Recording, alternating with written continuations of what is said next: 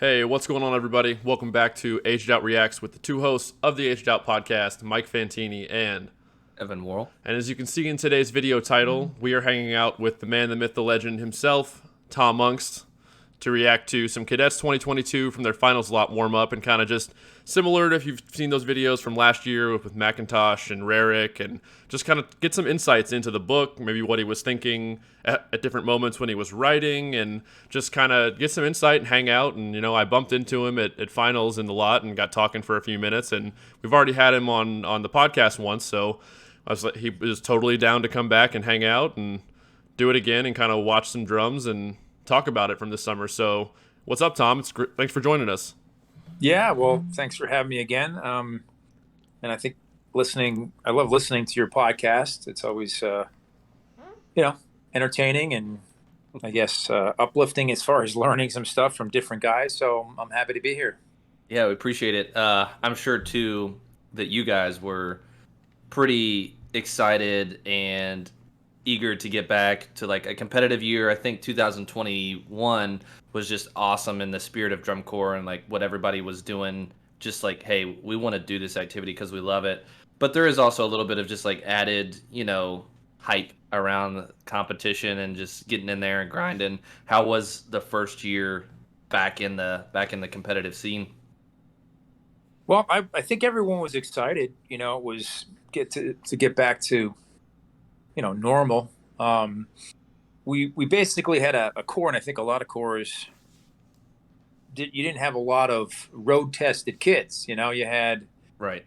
Usually there'll be maybe half the core or something like that has marched somewhere else before. Now we had some of that, but those kids that marched before it was 2021, and that wasn't a full tour. So I want to say we only had, I'm not sure the exact number, but it was under about 10 kids that had marched in a competitive world-class DCI corps. Wow. Some of that was from 19, I believe, but so they were. It wasn't a competitive road tested corps, so it was really interesting. We had to really teach the kids do everything, from like how to load the truck, because we didn't really have a lot of people that understood how to load the truck, to all right, well, now you got to load the buses, or the culture. Now that sometimes that's a good thing too, right? If you're trying to upgrade the culture and change things, and at the Cadets we're definitely trying to do that. So that was good. Have conversations about vintage Cadets, but yeah, we want to move forward. So it was good. It was exciting to be back and competing, and and all that. But like I think I told you guys before we started, I did 9 weeks of tour, and I'm going to be 60 coming up in January. It was a lot. It was a lot. Speaking of vintage and also like changing culture moving forward, I know I'd said this on a previous podcast and reaction video to you guys as well, but whoever was involved in the uniform design process, I think really nailed it for you guys in combining a traditional style with something that's a more modern take, having the pants that look very traditional, but the top kind of that sublimated built-in screen print of what the buckle and the sash used to be, but it's obviously more breathable and probably a lot less warm than traditional wool or whatever. Yeah. Well, so after 2021, we all kind of said as a design team that 2021 people really enjoyed the uniform and that look, and to bring all that back, that was kind of a hype for, I think, audiences and alumni and For sure. the kids and the whole thing. So it's like, we can't totally abandon that look. So that was Darcy really kind of coming up with that idea and keeping that, the vintage look, but yet more modern. And Right. once we kind of got it out there, we're like, man, this is pretty awesome. So that was really her, because I even said maybe we should just keep the uniform. I mean, people were just so, goo goo gaga over the uniform that it was crazy. So I'm glad we did what we did.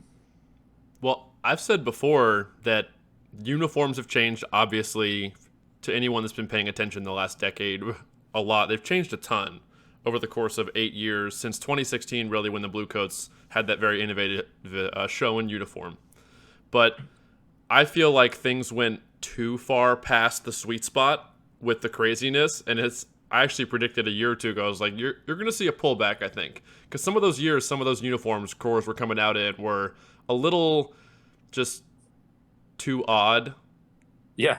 For a lot of drum corps fans. And I think you are starting to see, like with you guys, that pullback happen. Right. It's good to see groups like what you guys did, and I really liked the Cavaliers, where there's hints of like that tradition. Even BD, where they have the colors in there and stuff like that. But yeah, let's get into some of these beats. We'll pick your brain a little bit, and then yeah. All right. Thank you to Drumline Archives, by the way, as you all can see. This is free advertising in the logo on the screen for the last 6 minutes, but provides great content. Go check out the channel if you haven't before. All kinds of lot videos from this past summer. So, all right, let's jump in.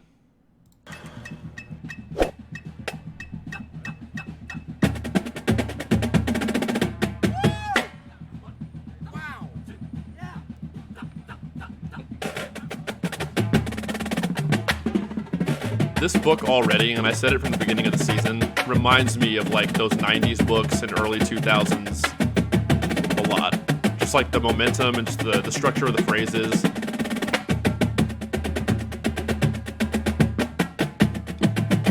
Yeah, well, it's funny. I go through, I've been doing it for a long time, and you say that, and I kind of go through these, I don't know what you want to call it.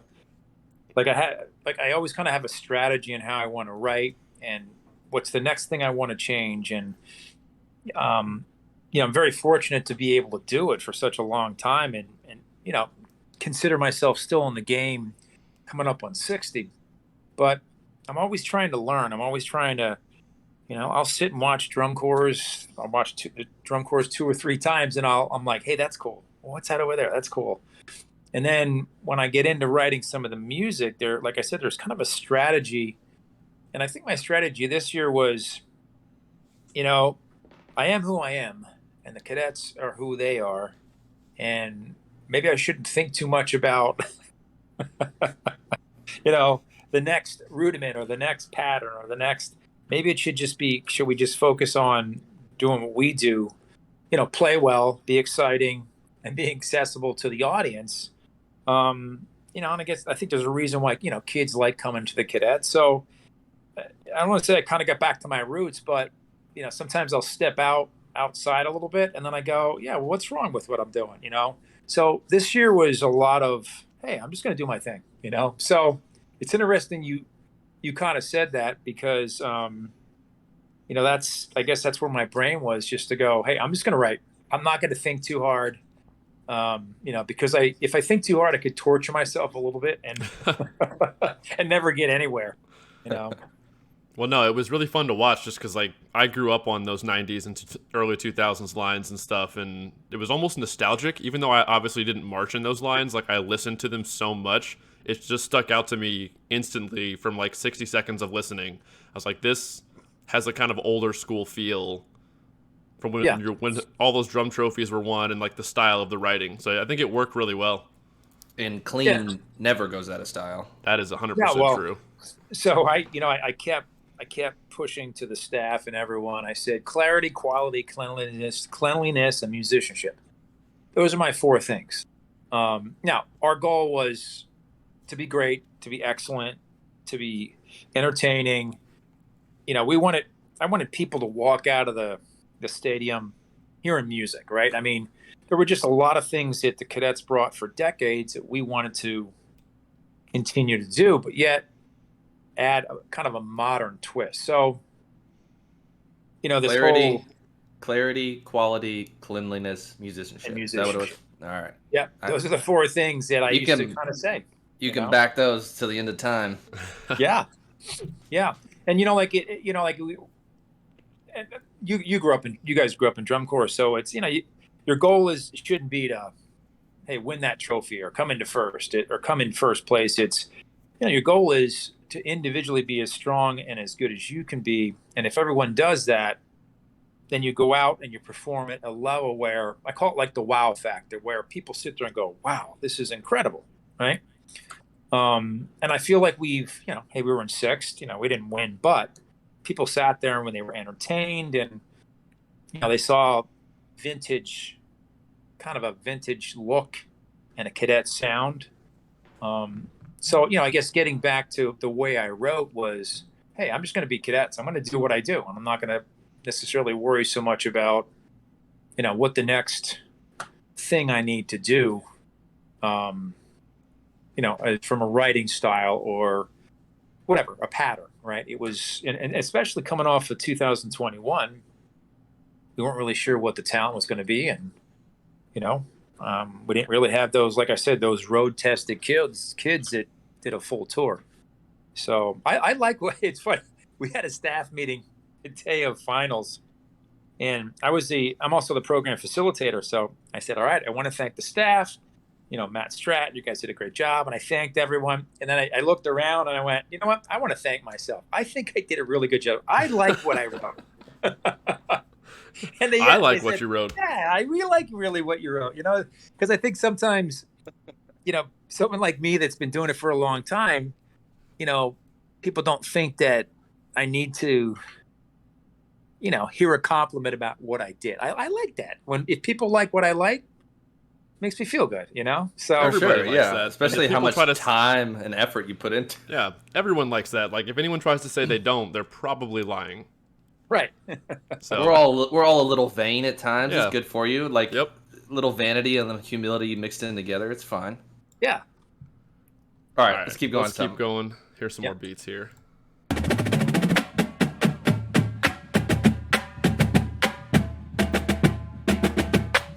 One thing I will note from my somebody said it in there. It's probably Brian. It was. Pause real quick. But the way that they play, I do feel like has modernized. Like the beats are very traditional, but it does feel more fluid and look more fluid all across the battery. As far as the quality of sound is still there, but the touch seems a little more open and warm as far as the grip in the hands, which I feel like is a more modern approach than, let's say, 94, 93 cadets played. Yeah, well, I think some of it is, I know I've learned, more about technique. It's funny, what I do at Dartmouth helps me at cadets.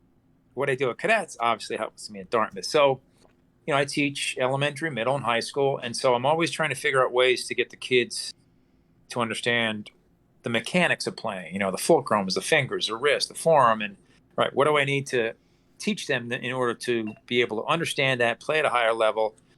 And then so kind of bring that to the cadets, or I'll do something at the cadets, or someone will say something at the cadets and I go, hey, you know what? That's kind of cool. It's interesting. The first time I really talked about velocity was when I went to the Blue Stars. We played with a lot of that.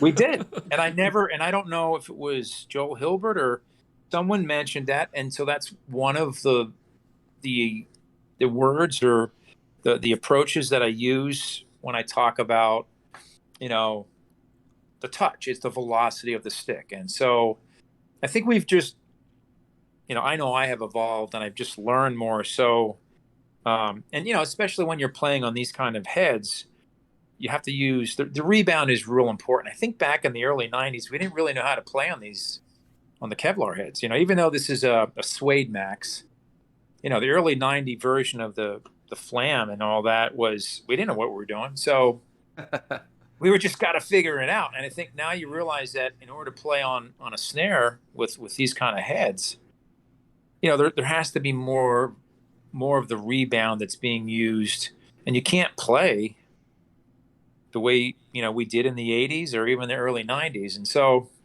I think I've evolved. And I'm always trying to, I'm always figuring out new ways. Like we had band camp for the last 2 weeks and we did some stuff and I got, well, I didn't get that message across. Right. Let's try the next day. And then I said something was like, you know what, can you just play harder? and the kids played something. I went, oh, it was basically just telling them to play harder. I was just trying to go with like, hey, can we get a little bit more velocity? Use the back fingers. And I just said, can you play harder into the drum? Yeah, Right? the information definitely changes depending on, I would say, the intellectual capability of the student or just how mature of a player the student is for sure. Those Yeah. abstract concepts like velocity and stuff, it's like, okay, I understand what you mean, but Yep, that's funny. Now you can hear the open, relaxed hands on the rolls, especially from you guys this summer. You had very beefy rolls, but it wasn't choked. It was very open. You could tell the hands weren't squeezing, but there was enough weight still to really make them very full. That was one of the main things that stood out. I think there was just a bunch of. Let's see. you didn't write this body, did you? Well, no. Actually, I think Darcy wrote it.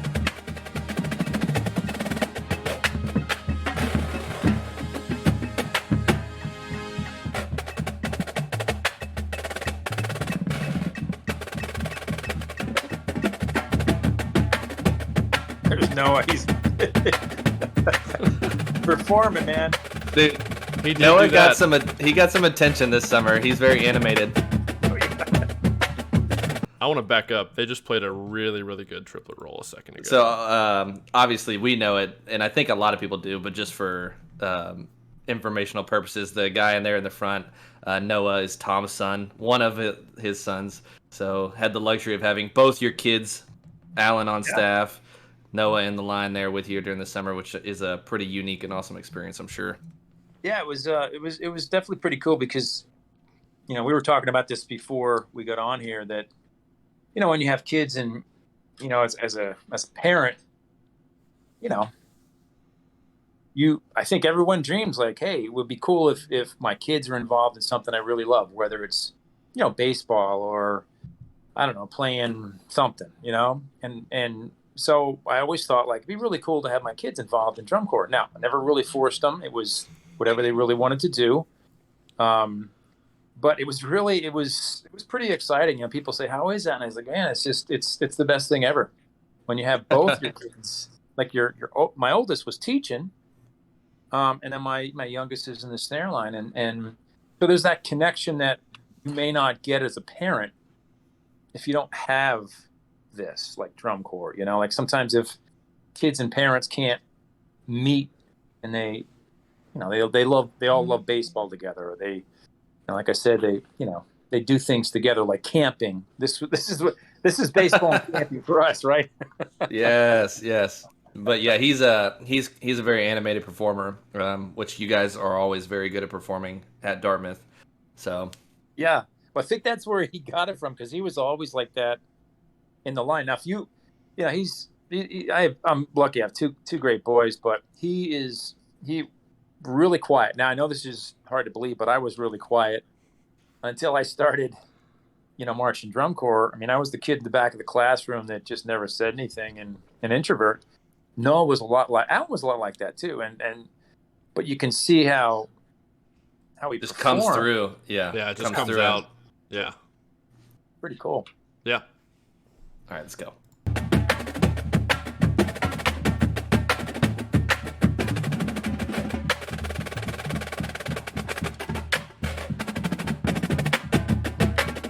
I'm always fascinated with how all of you at the top of the game in terms of writing find ways to not let groove sections get monotonous.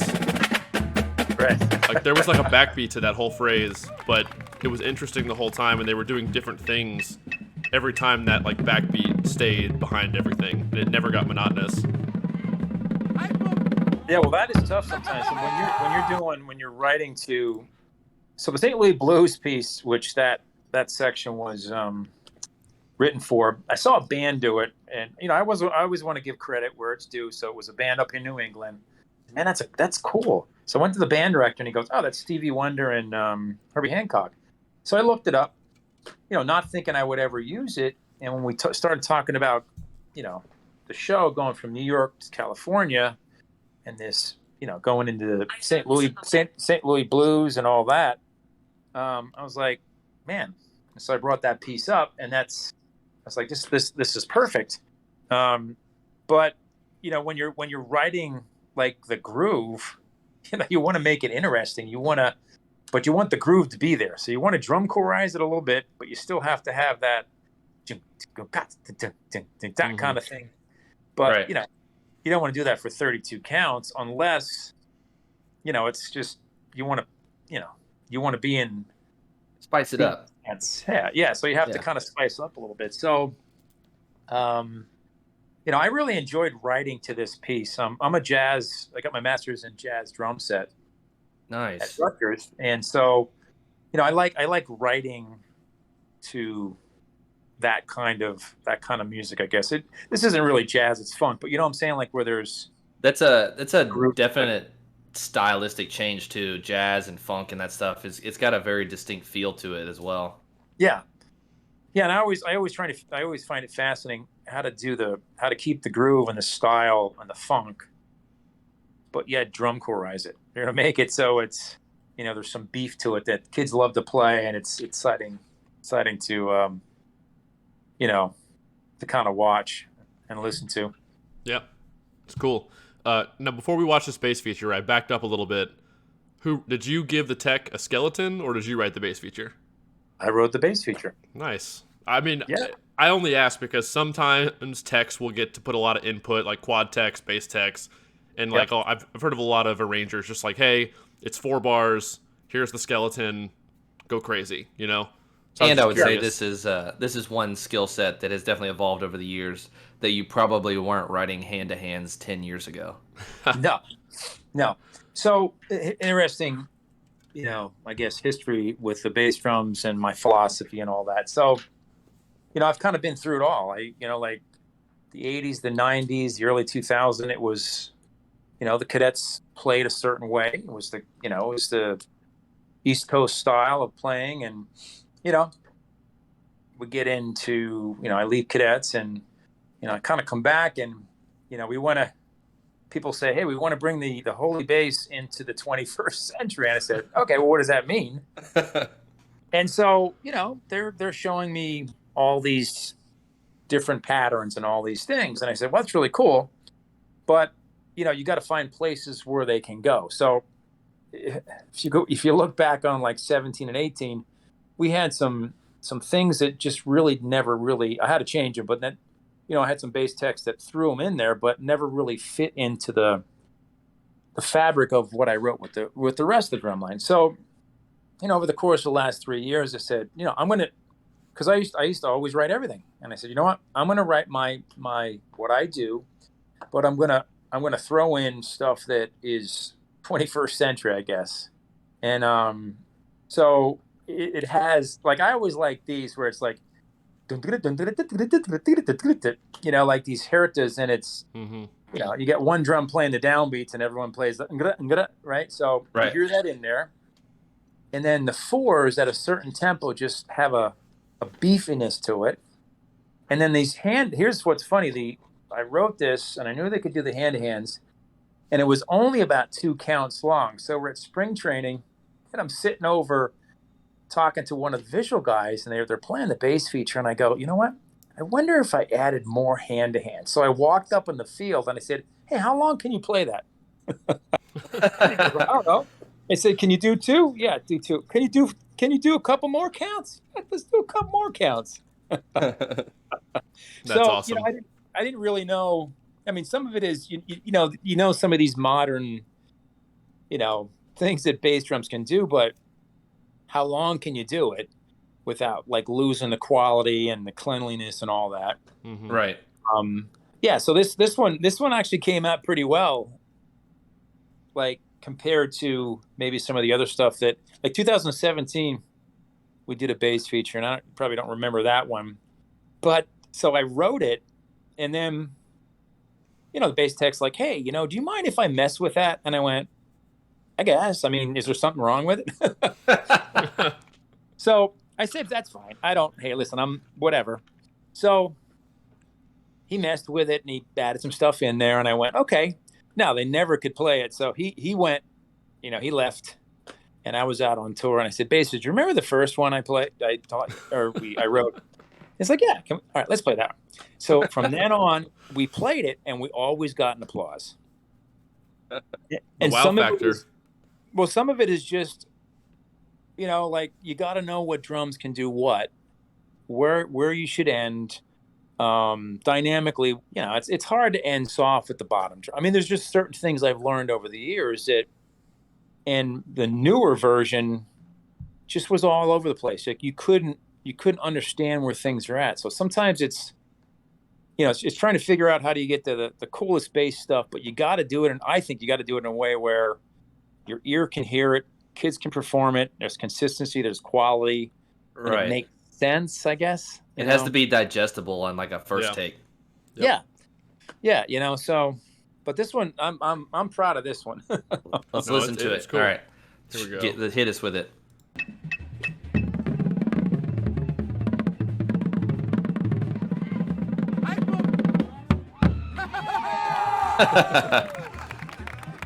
Snare feature.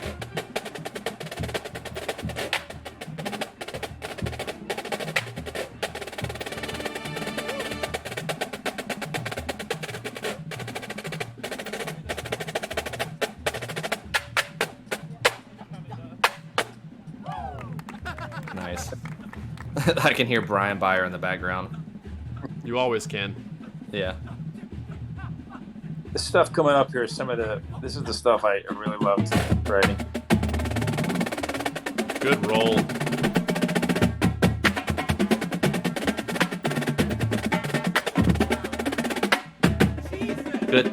Good interplay. Yeah, Brian's just saying everything in the background that I want to, so.